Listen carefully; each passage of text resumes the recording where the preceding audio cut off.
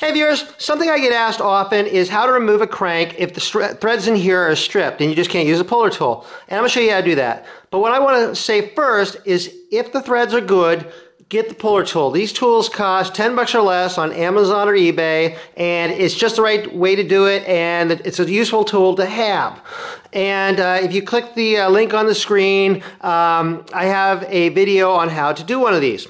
Now, if it's just a matter that the threads in there are cross-threaded, there is a tool from Bicycle Research, and this will chase the threads in there and help repair the threads so that you can, in fact, use the puller tool. Now, this tool is a little bit more expensive, but if you go to the local bike shop, they might have one.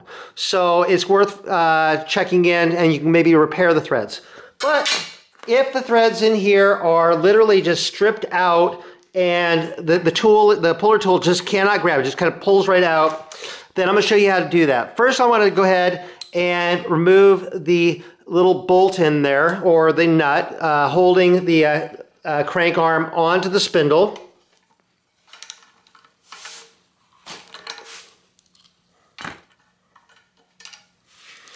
Now, what I'm going to be using to pull the cranks off is a 3-jaw puller. See, it's got like three little jaws there.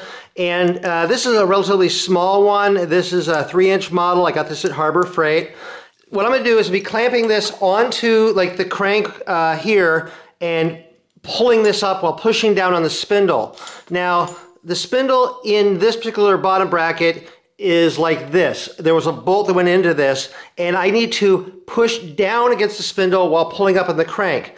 But the problem is that the spindle top here is recessed down into the crank. So I need something to push down in there. So what I'm going to use is a small socket. I got a little 8mm socket here. And so this will go down against this. So I can put this right in here. And so this will push down against the top of the spindle like that. Now, another type of spindle that you might have is one with a little bolt part, threaded part sticking up. Now that will extend up, and so if you have something like that, the little end part here is likely to just slip off of that. So what you might try to do is just leave the nut on there, loosen the nut, but leave it on there so it makes like a little dish in there for this little pointed part to kind of sit down in there and push down against the spindle like that. But so on this particular one, I'm going to use the socket, have that in there. And so with these little jaws here, I'm going to have them grab under the little spider in there in 3 places. And I'm going to get this little pointed part against the socket in there. And then I'm going to start tightening this down here so that'll kind of pull this little puller up. And I have this laying on the floor. I find it actually a little easier to do this with the bike on the ground as opposed to like in a bike stand. And I'm just going to kind of tighten this by hand first, kind of get it tensioned up and kind of get these jaws grabbing underneath the crank spider here. And then when it's kind of taut in there, now I'm going to use my socket wrench here to start tightening this down. And I might have to kind of push these things in a little bit.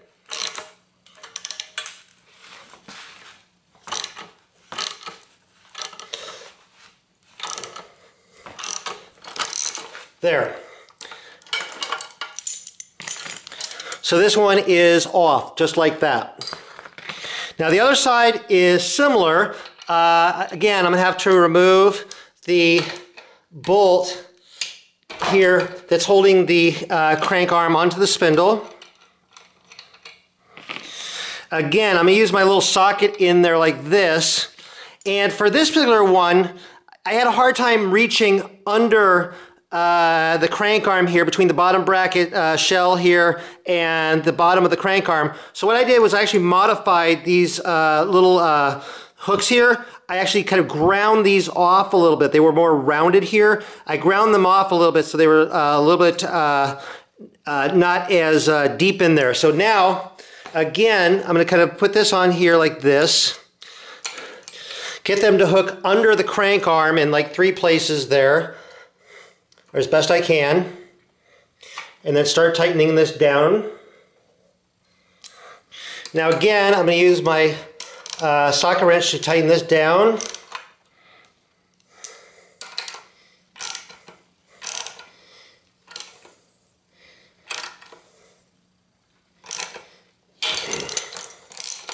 And there, I got that crank arm off as well.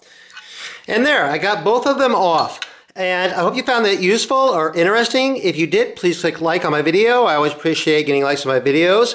And if you're not subscribed to my channel, click the big subscribe button and you'll see new videos as they come out. And check out some of my other videos. I have a lot of bike repair videos out there. And I'm also over on Facebook, RJ the Bike Guy. Go over there, like my page. I post a lot of stuff over there as well. Anyway, thank you very much for watching.